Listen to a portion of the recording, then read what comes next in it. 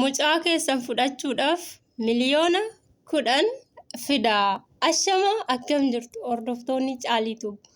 Bakka jirtanitti nagaa Waaqayyoo isiniin yaa baay'atu. Warri mana koo faaraa taatan subscribe gochuun maatii ta'a. Maatiin koo viidiyoo kana laayikii gochuun dagatina. Tole yeroo ammaa kana keessatti wantoonni nuti biyya keenya keessatti dhagaa fi argaa jirru hedduu kan nama gaddisiisuu fi kan nama saalfachiisudha. Keessumattuu karaa daa'immanii, daa'imman abdii boruu, daa'imman amaa fi gaarii gargar baastee hin beekne, umuriin ishii xixiqqoo taphattee hin quufne, maatii ishii jalaa baatee hin beekne, wantoonni irra qaqqabaa jiru, wantoonni suukaneessan osoo hin beekin sababa garaa garaatiin lubbuu isaanii kan dhabaa jiran daa'immanii hedduu kan nama gaddisiisudha. Tole akkuma yaadatamu guyyoota 11 duratti mucaan suuraa irratti argitu kun hojjattuu mana isaaniitiin butamee baduun isaanii yaadatama.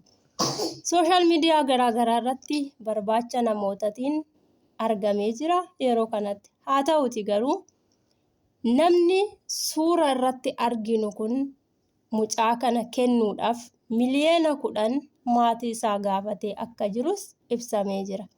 Kuni kan ta'uu danda'e hojjattuu mana sanaa wajjin waliigaltee taasisuudhaanii jechuudha. Tole egaa kanarraa maal hubanna ree? Namni tokko dhalasaa guddifatee dadhabbii hedduutti dadhabee bu'aa bayii jireenyaa hedduutti argee mucaan koo naa guddatee boruddoota naa qaqqaba jedhee otoo hawwuu karaalee garaa garaatiin butamee inni kaan immoo lubbuu isaa dhabee kan argaa jirrudha. Kuni maal agarsiisa? Yeroo ammaa kana akka nama tokkotti kanan irraa hubadhutti qala'iinsa jireenyaa biyya keenya keessatti ol jedhaa jirurraa kan ka'e namoonni wantoota akkasii raawwatanii gabii argachuu kan isaan barbaadanidha kanan irraa hubadhu jechuudha.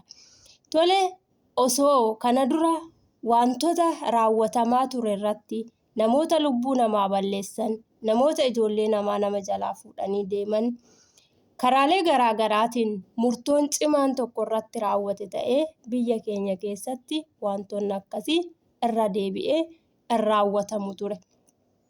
Akkasumas gochaaleen hojjattoota manaa yeroo ammaa biyya keenya keessatti raawwatamaa jiru hedduu kan nama saalfachiisudha.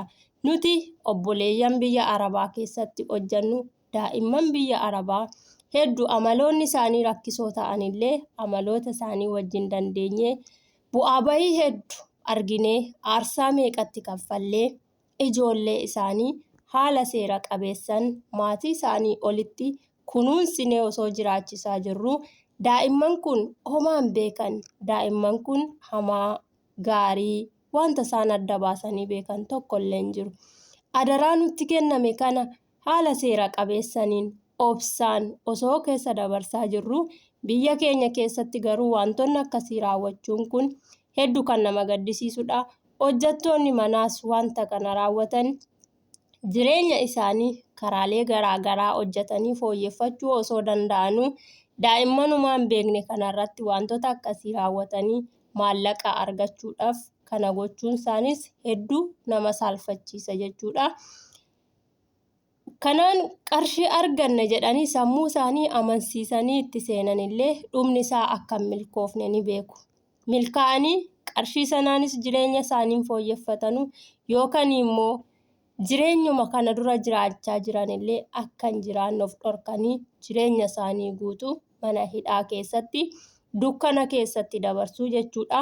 Waaqayyoon kana nu haa baasu. Obboleeyyan biyya ambaa keessatti argamtan marti keessanuu adaraa isinitti kenname seeraan baadhaa isiniin jechuu barbaada.